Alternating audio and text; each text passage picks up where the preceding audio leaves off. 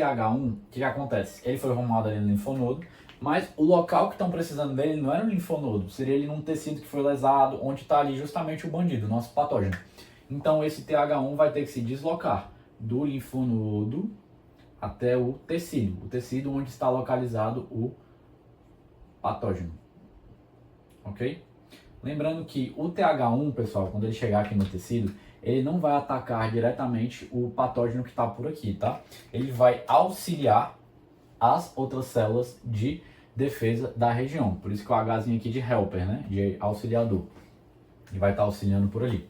É que eu coloquei no TH1 essas moléculas aqui que não existem assim de fato, tá? É só para ilustrar o seguinte, que ele tem essas ferramentas para auxiliar. Então isso aqui é só uma ilustração das ferramentas.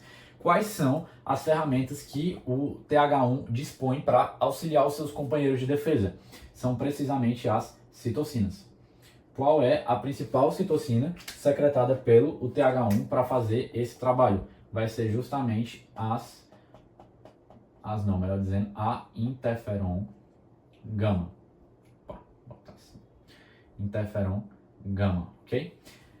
Quando o TH1 liberar essa interferon gama vai se ligar principalmente no receptor de um colega do TH1, uma célula de defesa que a gente já viu, chamada de macrófago, que tem por função como excelência fagocitar.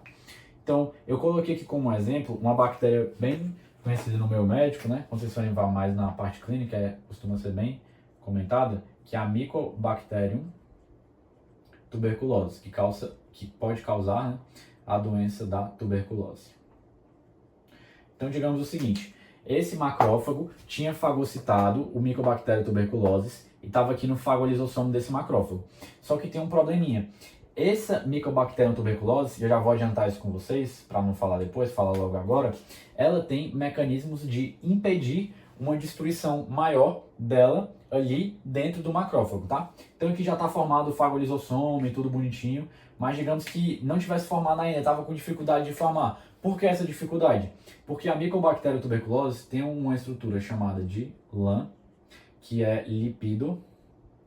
Não vou escrever porque eu não acho que não tem necessidade de vocês saberem, lembrem só de LAN, mas é lipido arabino manana, se eu não me engano.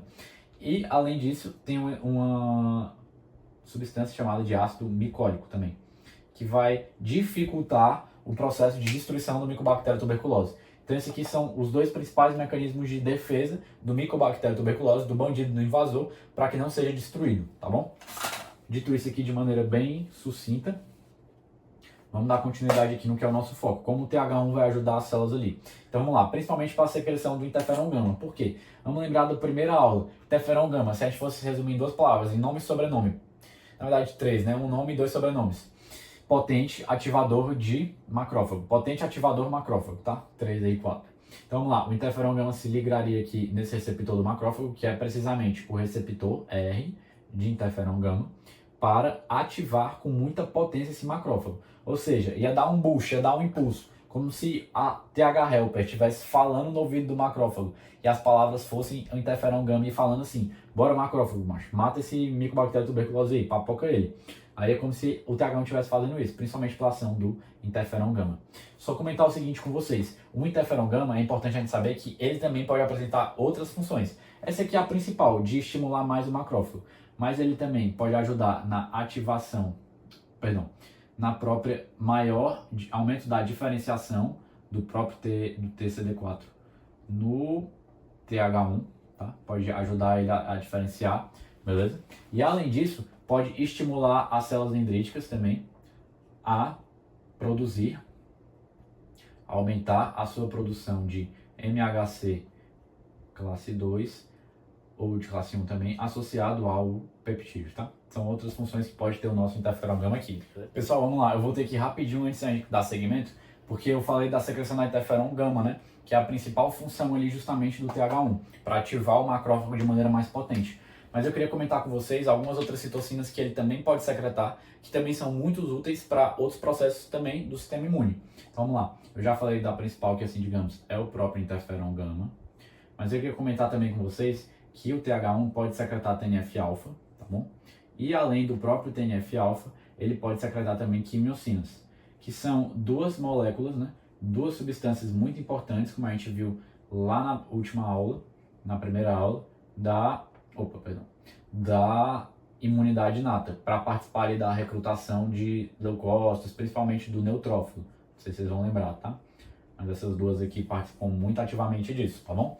E além disso, o nosso amigo TH1 pode auxiliar liberando IL-2, que pode ajudar também.